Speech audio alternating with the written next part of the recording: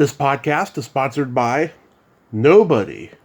Hey dudes, this is Katie Barberi, Tangerine in the Garbage Pail Kids movie, and you're listening to Tommy Throwback Kovac on Splat from the Past.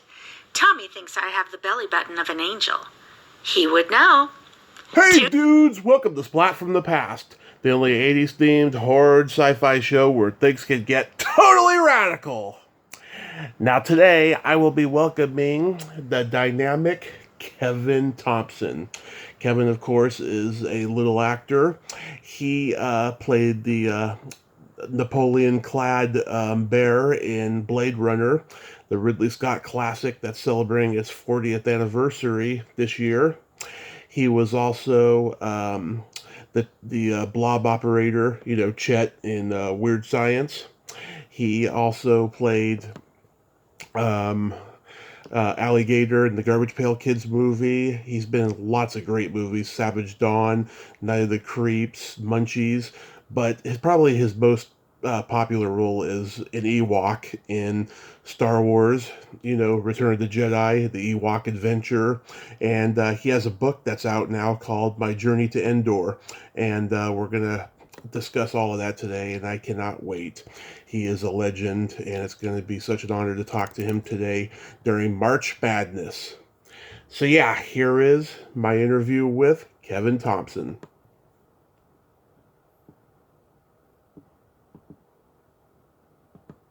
Hello. Hey, Kevin, welcome to the show. How are you today? Doing very good. How you doing?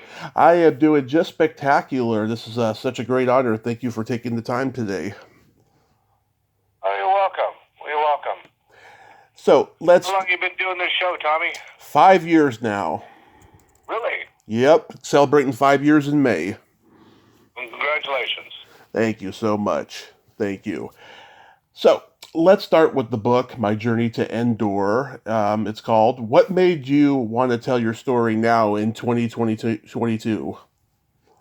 Well, I've been telling the stories for, like at lunch and to different people. It was for to write down for my son.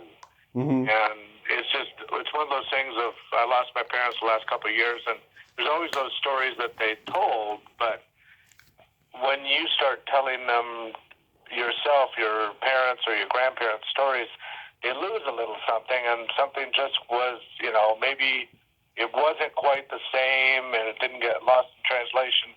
And this one, I wanted to put it down, and then as we started writing it, my wife and I, because I tried to write it, my wife was much better writer than I am, and so she put my thoughts and my storytelling, because if you're a writer, there's one way of saying you can tell a story, and it's a different one to say you can write a story. I can tell a story. I can't write a story. Yeah.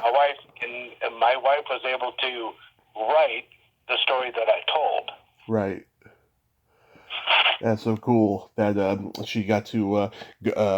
I guess I don't know the term is if it's ghost writing, but at least she got. No, it's written by my wife. It's my story. Right. But it's written by that's how the title is. It's written by Tracy Thompson, as told to by, like we said in the stories. I kept talking and she kept writing. Yeah. That's so awesome.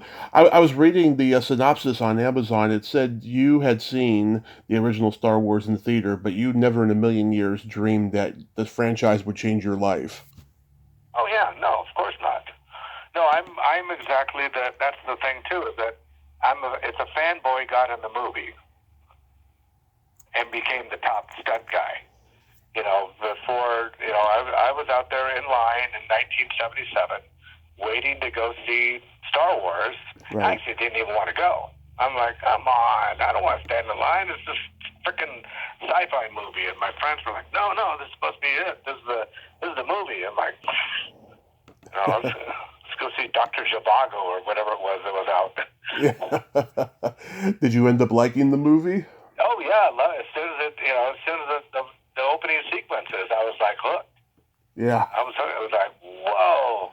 And then I'm the one that drove, so I was shooting everybody with my high beams going out of the parking lot. I was in my own next-wing fighter. Yeah.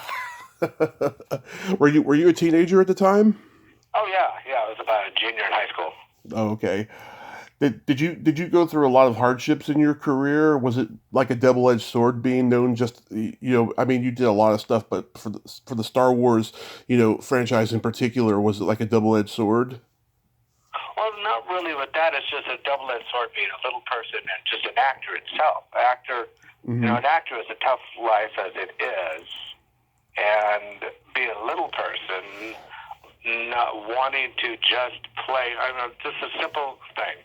When's the last time you saw a little person on a commercial? I can't think of a time. Right, isn't that sad? Yeah. I mean, we see black, white, Asian, gay, lesbian, transgender, handicap in wheelchairs. But have you ever seen basically a Madison Avenue type of ad of, a little guy selling insurance? Nope.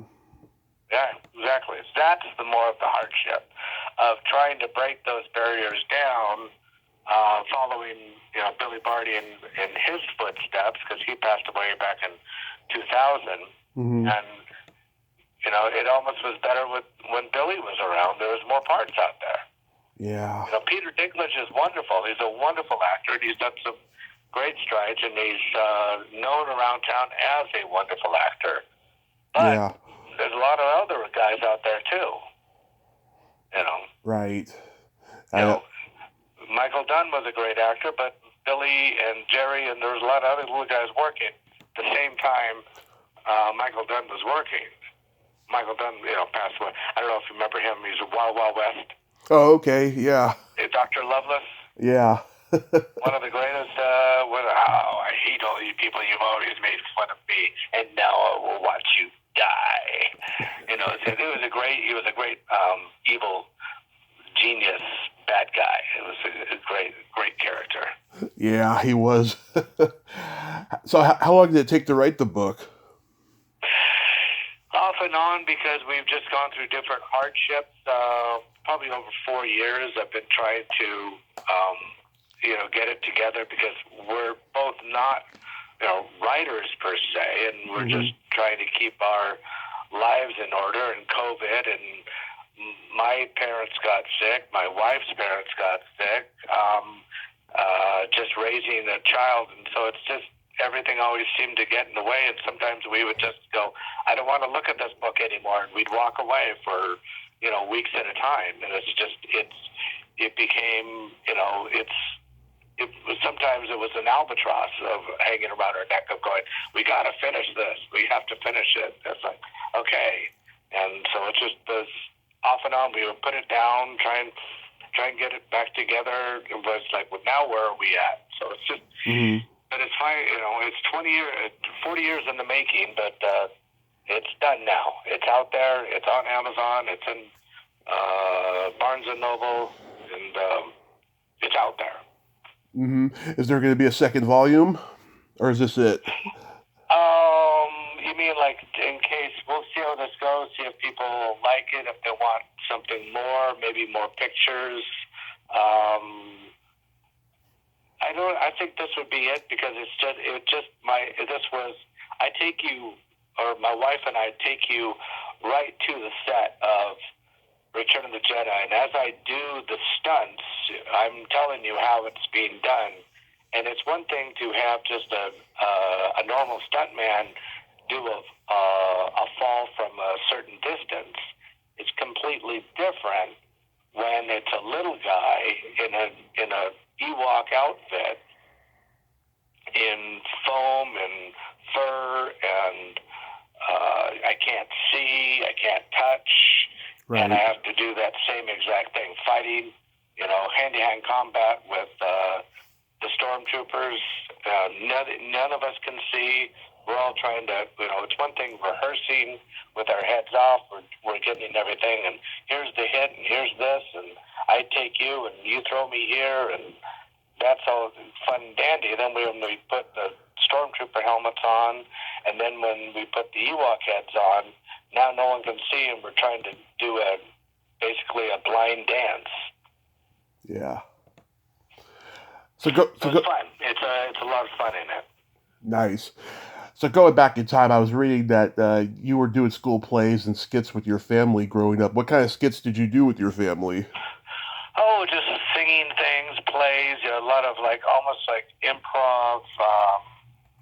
All right, you do this and you do that. And my mom and dad were both wanting, kind of, my mom grew up around here, so they were in the plays too. My dad played accordion by ear, and you could yell out a song and he could play it.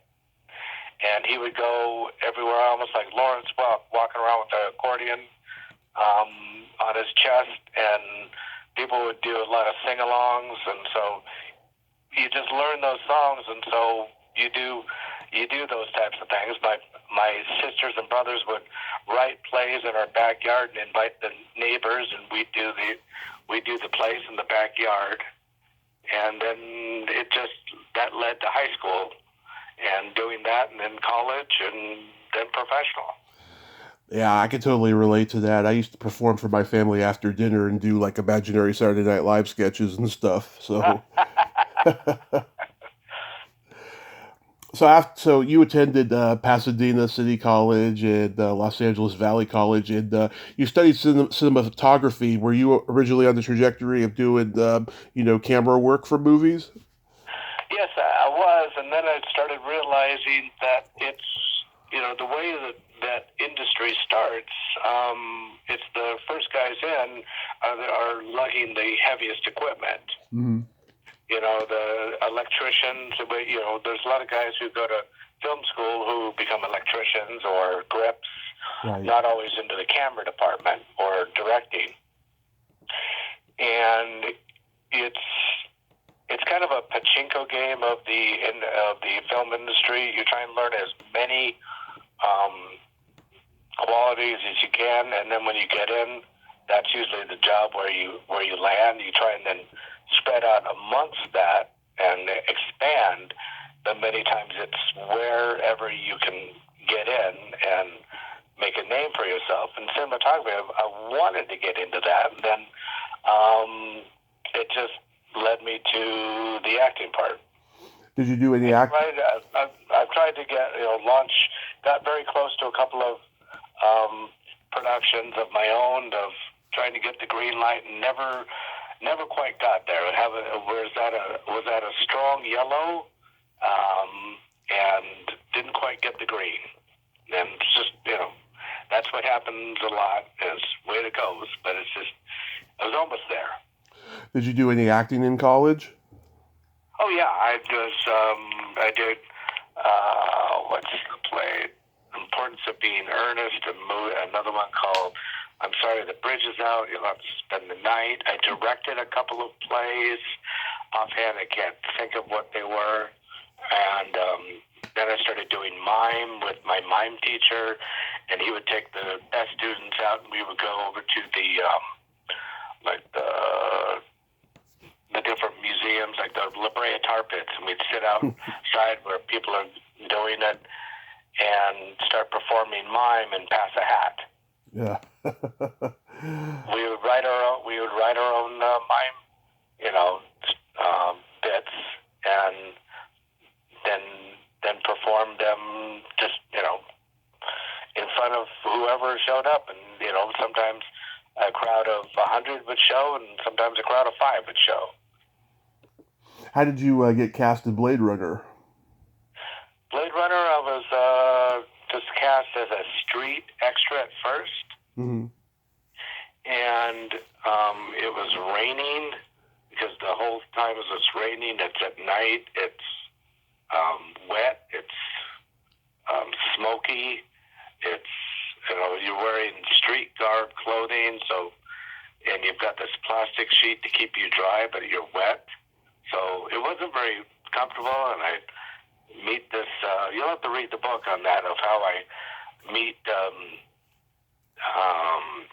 Ridley Scott, and we have a nice chance meeting, and then he writes the 3 different parts for me.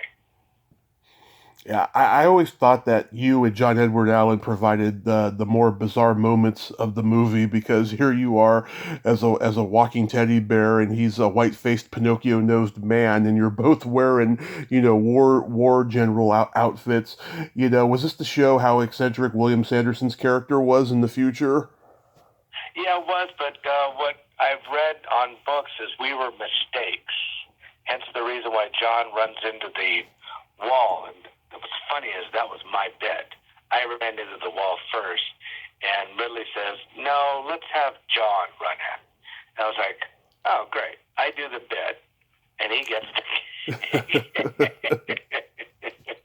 So that's all right. We were good friends, and we had we had no idea he was a street extra too, and they cast both of us in that. So that was nice. Yeah. Are you amazed at the cult impact that the movie has had? Yeah, and so how I really am. But I kind of realized that when they kept doing the different, much like the Star Wars fans Mm-hmm. of every time there's a new cut of Blade Runner, people go out and buy it. Yeah. Yeah. And I know that many of the actors had trouble with Ridley. I didn't. I'm very lucky, and I didn't see it, so I can't really say anything about that. But I know there was differences between the actors, the crews, and Ridley. Yeah. Yeah, it's my favorite sci-fi movie of all time. I like it, Oh, okay. I like it, either way it's cut, Did they ask you to be involved in the sequel? No, I tried to get in over there, but that a fan did send me a screenshot of one of the trucks running by, and it said "jiggity jig."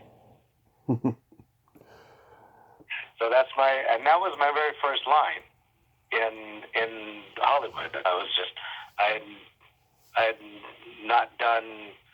I was at SAG eligible, but I wasn't really in the union. But that was my very first line: home again, jiggity jig. Good evening, JF. And they sped it up, so that's my home again, jiggity jig. Good evening, JF. Yeah. Yeah, we just lost Alan Ladd Jr., one of the financiers of the movie. Right. I mean, that's a big one for Star Wars, too. Oh, that's right. He did have something to do with Star Wars. I forgot. Right. Yeah. He was the one that greenlit Star Wars when no one else would. And he's also the one that George said, "Can I own this movie?" Mm-hmm. I don't know if you know that story. It's he says, "Okay, George, we'll give you $1 million to write it, $1 million to direct it." Okay. George says, "How about this? $1 million to write and direct it, and I own it after 5 years." Yeah, I do know that story. And back then, who wanted to own a movie? George saw that the future of film. Yeah, he was a visionary. He knew what was going to be going on. You were gonna want to own your film. Right. So, did Blade Runner lead to you being cast in Return of the Jedi?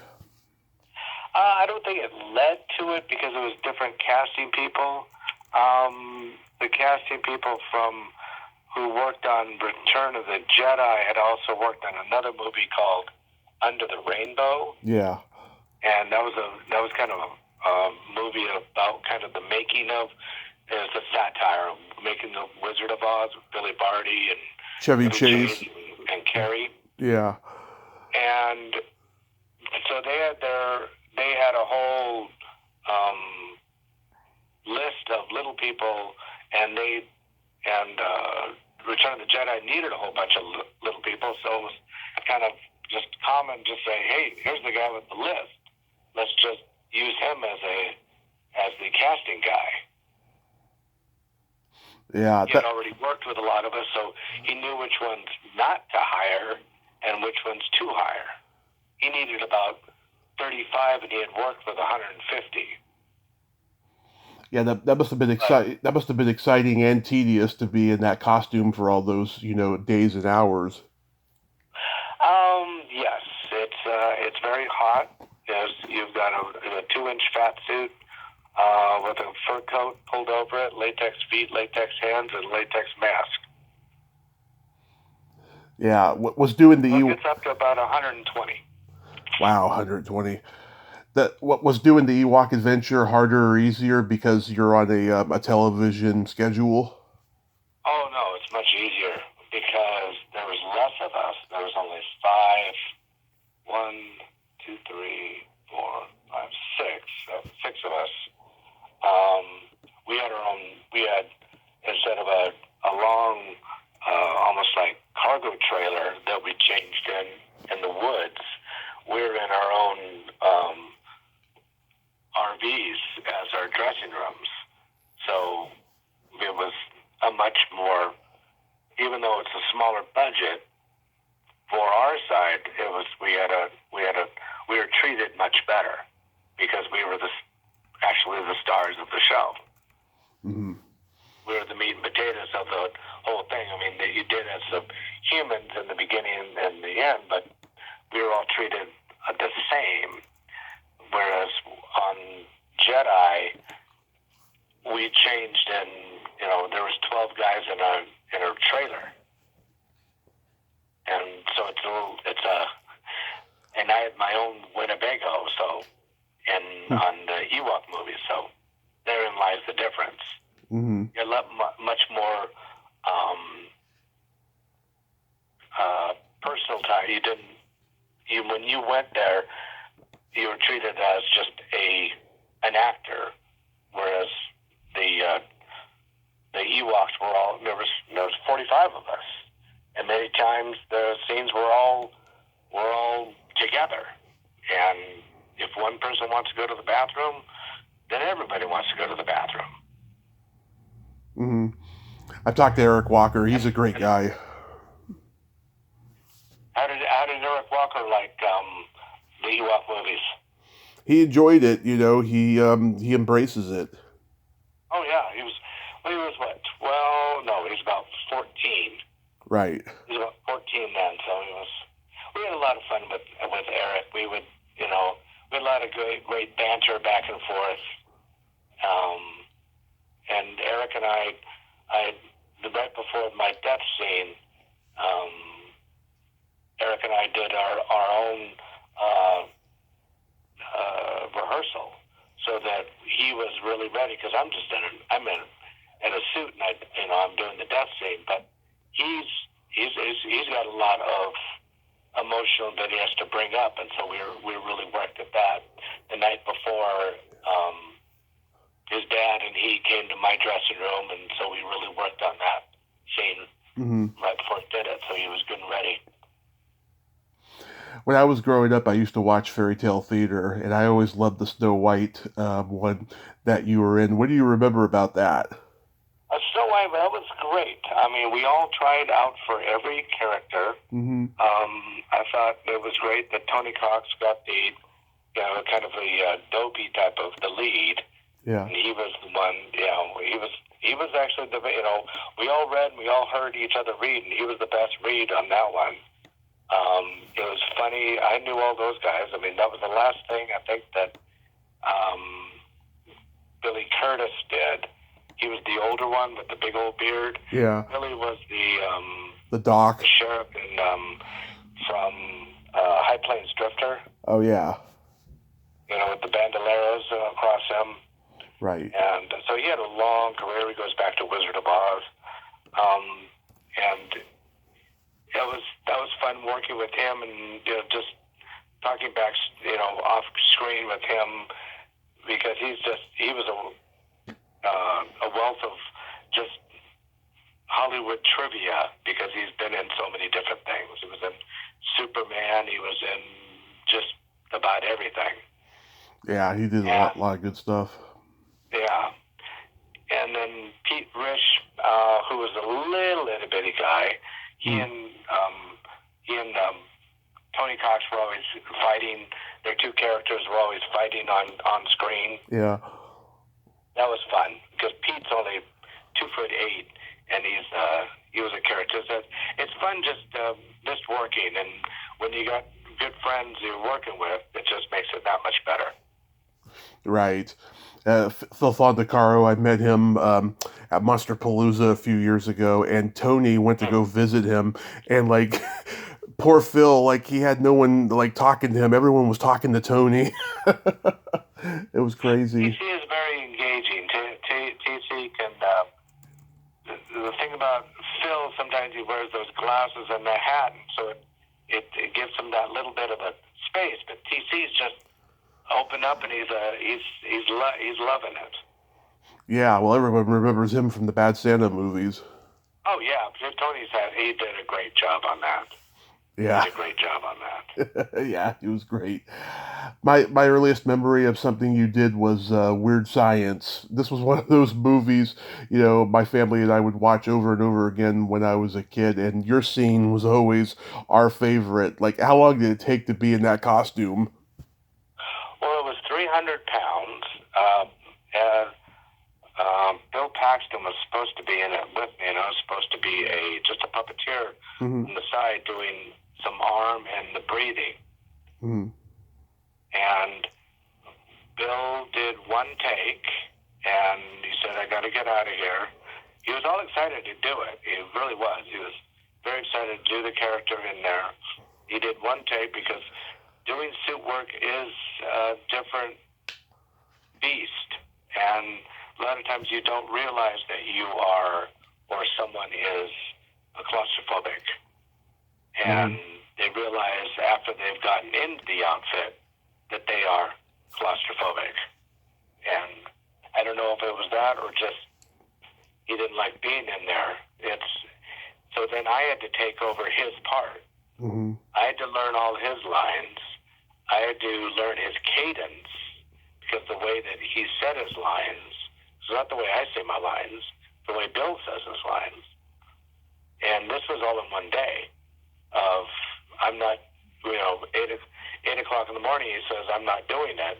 We have a whole day of shooting. I have to learn all his lines on that day. Mm-hmm.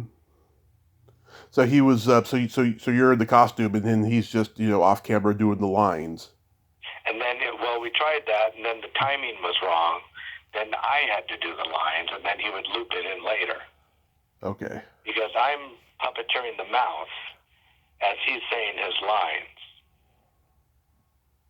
Mm-hmm. Sometimes it wouldn't match up. So then I had to learn his lines, so I would say the lines myself and puppeteer the mouth. Because the mouth is all puppeteered. Right. I heard he was a great guy. Oh, he's a nice guy. He was just, he was a very nice guy. Not a mean bone in his body. It's just some people can be in a 300-pound outfit, and some people can't. What about John Hughes? John Hughes was this was his first thing that he was directing. So, he had written everything before, and so this was a crazy one for him to be directing. It wasn't quite not Peggy Sue, but Pretty in Pink or something. There was some crazy stuff that's going on with this one. Yeah, Joel Silver's producing. It's a huge production. Right. What about Kelly LeBrock? Was she nice? Oh, she was lovely. Mm-hmm. Very nice. Yeah, they've been doing. She realized that she's now working with me instead of Bill, and she went, well, yeah, okay, let's do it. If this is the way it's going to be, this is the way it's going to be. Let's just do it. Yeah. A lot of times people have an attitude for when they're supposed to be working with one actor, and that actor's not there in the stand-in or something. And so I'm now playing Bill, and she was fine with it. Everything was, it was good. Yeah, they've been doing a lot of... No attitude. That's good. Yeah, they've been doing a lot of Weird Science reunions at conventions and stuff last few years. I was supposed to go to the one in Monsterpalooza in 2020, but then the pandemic hit, unfortunately. Hmm. How about making Savage Dawn? Wow, there's one back. And Savage Dawn. I don't know if I've seen that in a long time. That was a neat to be a biker and to just be. Well, I wasn't a biker. I was one of the townspeople, one of the only ones that live. Mm-hmm. And it was. We're out in the middle of the desert, doing this crazy thing. One of the what was that? Mickey and I became really good friends. What's his last name? Let's see. Guitar player. Yeah, let's see here. He was the lead. It was Pig Iron. Mickey, let's see, there was... And he just passed away, and I can't think of his last name. I'll find it here. Oh, Mickey Jones. Yeah, Mickey Jones. Oh, yeah. He was I think he was a rock and roll drummer. Yes, he was. Mm-hmm. Yeah, I always tell people to see the movie just because it was Sam Kinnison's first movie. Sam Kinison was in this? Yes, he was a barber, and he gets his throat slit. I did not know this. I didn't realize that. Yeah, a few years ago, I talked to his brother, and his brother wished he remembered much about Sam doing it, because he was his manager and stuff. And he wishes he could see the movie because it's one of those rare movies. It's Sam's first movie. Wow. Yeah, because I haven't seen that movie in 30 years at least. Right. Yeah, it's just, I think the producer passed away right after it was finished filming. Mm-hmm. Something happened, and it didn't really get a good, we didn't get good legs off of it. Yeah, it's just a little B movie. Yeah. How about, does anything stand out about making Night of the Creeps? The Creeps was a tough outfit because somehow my head of mine could not fit, and so as I'm running down the hallway with that gun, Mm-hmm. I'm looking at that gun. And running after the other alien who's trying to launch the creep basically Mm-hmm. into Earth. Yeah. He's already been infected. Right. Mr. Deckard was really took his time with it, and so I'm running down probably a 2.5 foot wide hallway, and I can't see. You just have to put it on there. A lot of times the wardrobe doesn't realize and says, "Okay, here you go." And if your feet are just a little off center, you don't run straight down the hallway. You run into the side of the hallway. Mm-hmm.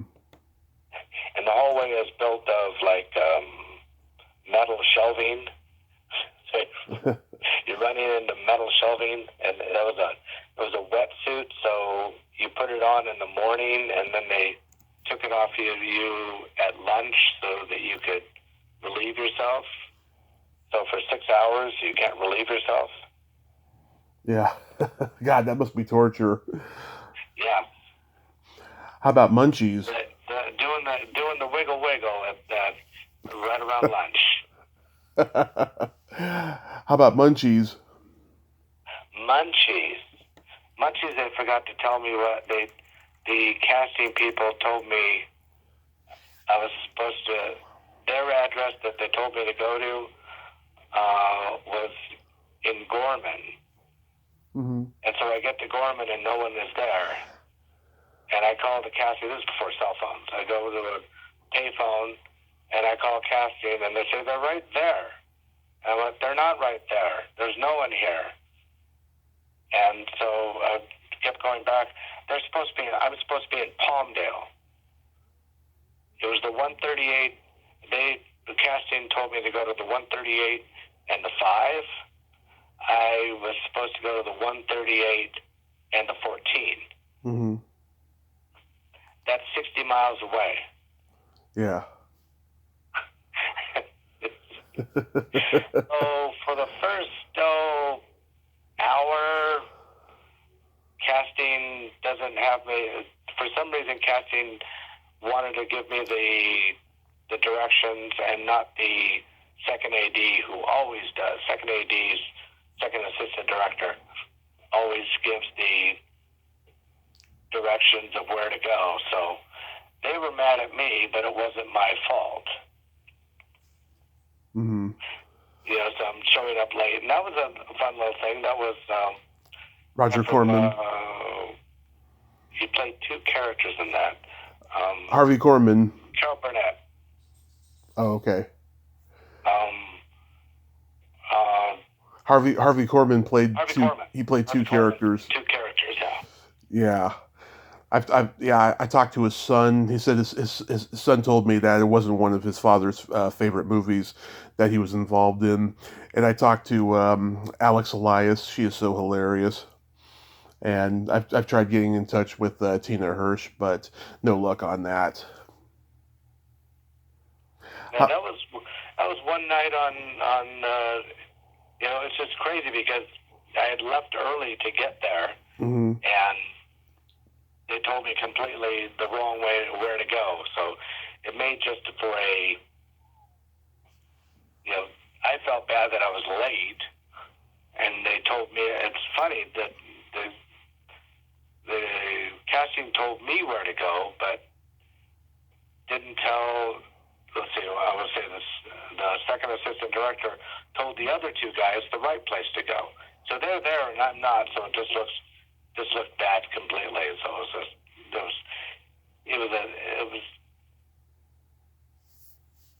was just kind of a very nervous time, because I don't know if you've ever driven the 138. I don't drive. Freeway. Mm-hmm. Well, basically it's a highway. It's a 2-lane highway from basically Gorman to Palmdale.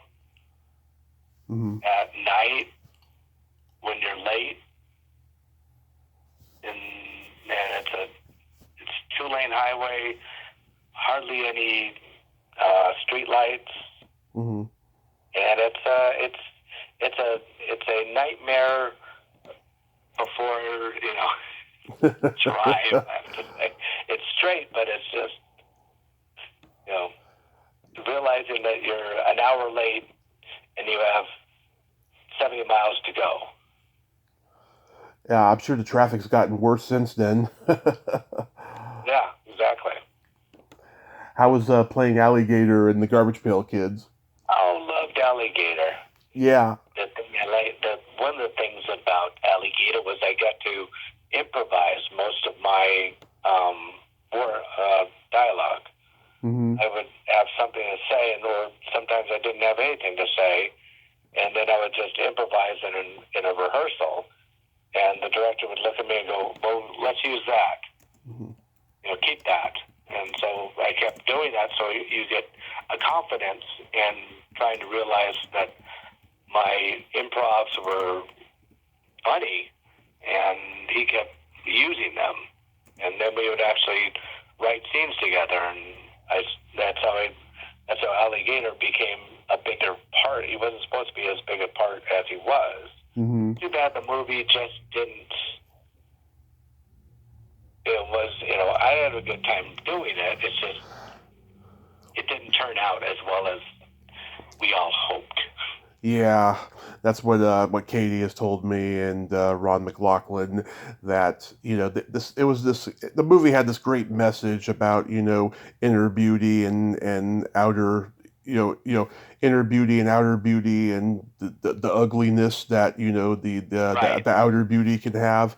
Yeah, but it was another one of those movies I just used to watch over and over again when I was a kid. Of course, like every boy who saw it, we were all in love with Tangerine. So but yeah, no, I still like it to this day. And Yeah, that bar scene always cracks me up. You know, when you bite the biker's toe. Had a good time with that. Yeah, and then Wendy starts fighting everybody. Yeah. I love how in the theme song for the movie you hear Allie a couple times. It's great. Um, Yeah, we recorded. I was one of the lucky ones who actually got the voice too. Debbie Carrington and myself got the voices. mm-hmm. Oh yeah, was she Messy Tessie or Valerie Vomit? I forgot. Valerie Vomit. Okay, she was Valerie Vomit. Yeah, she was always one of my favorite characters in the movie, Valerie Vomit. And finally, how was making Space Invaders? Had a great time with Space Invaders. I was the first person ever to do the imitation of Jack. Mm-hmm. They were very scared in that way of doing that. They thought that they had heard that Jack was going to sue anybody who would imitate his voice. And Huh. I don't know if he ever saw it or not, or even knew that I did it, but nothing was sued. We did it for about $2 million, and Disney liked it. They picked it up. I think it made some in the mid-20s, so it was a hit. Yeah. And it was just a little movie, and we did it out of a warehouse. Wasn't even on a stage. The stage was a warehouse, Mm-hmm. and a lot of favors were done by Patrick Reed Johnson's friends for him, so he got some really good effects on that. I mean, the effects, the space effects are incredible on that. Yeah. It was pretty cool. You know, I didn't even realize it was a low budget movie until later. You know, I thought it was just just a medium sized Disney movie. No, in fact, it was they were showing it around town, and Spielberg sat down and watched it. In the middle of it, he called Disney and said, "Buy this movie." Oh, I did not know that. Yeah, That's cool. well, that's how it got the much more wide release, because it was Smart Egg, who did some financing with Nightmare on Elm Street and New Line, with the people that they did financing for New Line, and so they financed our movie, Space Invaders. At one time, we were trying to get a sequel to it, but just never happened. A lot of talk. Mm-hmm. Maybe it'll happen. That'd be great. Yeah, I hope Spielberg got thanked in the credits at least for I'm not sure, but it was fun. It was Patricia Darbo was hilarious. Oh yeah, she's great. I've talked to her. Bar was great, and then that was Ariana Richards' first movie. Mm-hmm. And Tanya Williams, she was the African American girl that was in it. I've talked to her. She's nice. Oh, she one of the little girls, trick-or-treaters? She was a trick or treater, but she was an adult by then. Oh, okay. She's one of the townspeople. So she was at the party. Yeah, she's one of the townspeople, and she has lines and stuff. Yeah. Greg Berger, who was Clem Becker as a voice actor, see him on auditions and stuff like that at Comic-Cons. Yeah. Was with me. He was had a grand old time with everybody. But it's a lot of times on those little budget movies like that. Mm-hmm. It's a bunch of people. We're just trying to put on a show. Right. And on that audition that I did for Blasny, the director, Patrick Reed Johnson, stopped me in the middle of it, and I went, "Oh my gosh, what did I do wrong? I thought I was right on. Yeah. I thought I had this." He says, "No need to go on. You got the part. Go down to casting. Tell them that you're hired." I saw that you have a Comic-Con appearance coming up. Where's that at again, and when? Well, I do have one coming up in Eureka, California, and I think I have one coming up the 18th in Texas. Okay. Do you like doing the cons? I like that. It's fun because then people give you their idea of your character, and then you're like, oh, wow, okay. It's fun to meet fans. You don't realize that people liked your work, because a lot of times you do things that are, and you just kind of forget it. It's just the crew is there around you.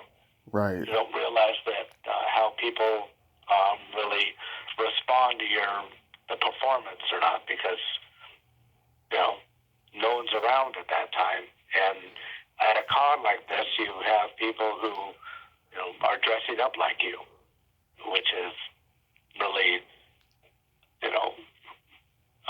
kind of amazing. It's just like, wow. Yeah. They like me so much they're dressing up like me. What's the craziest thing anyone's ever asked you to sign? Not really that crazy a thing. I mean, pictures sometimes. Not recently. People used to say, sign my, like arm, but it's like, Yeah. it's now because of they have to pay for it. It's a little bit different, So it's Yeah. That's kind of ridiculous. If they're not. So you don't have those things anymore. It's just different. The neatest thing I think was it was at Celebration Anaheim, and I didn't realize that they had made a toy of mine, and one of the a fan came in with a toy, and I'm looking at this toy, and it's like, that's me. Yeah. And he goes, I know it's you. That's why I brought it. I wanted you to sign. I said, I'm looking at him going, but you don't get it. I didn't know that this was made. And he goes, it's too bad because it's now not made. It was like Kmart, vintage, Return of the Jedi catapult. Yeah. And that's where I got the name Chubray. And I had no idea because who goes to Kmart to buy Star Wars toys? Right. So, My Journey to Endor is available on Amazon, and do you have a website? No, I don't. I just have it's also Ingram Sparks, and I think it's also in your local bookstore too. And you have any other upcoming projects? I have a couple of NDAs that I can't speak about. There might be something going on in spring. Awesome. Well, Kevin, I thank you for coming on today, and I hope the book does well, and I hope I get to meet you at a con someday. Hope so, Tommy. Yes. You have yourself a great day, and please stay safe. Okay, you too. Thank you. Bye-bye. Take care. Bye. Well, there you have it. Kevin Thompson. Ain't he a cool dude?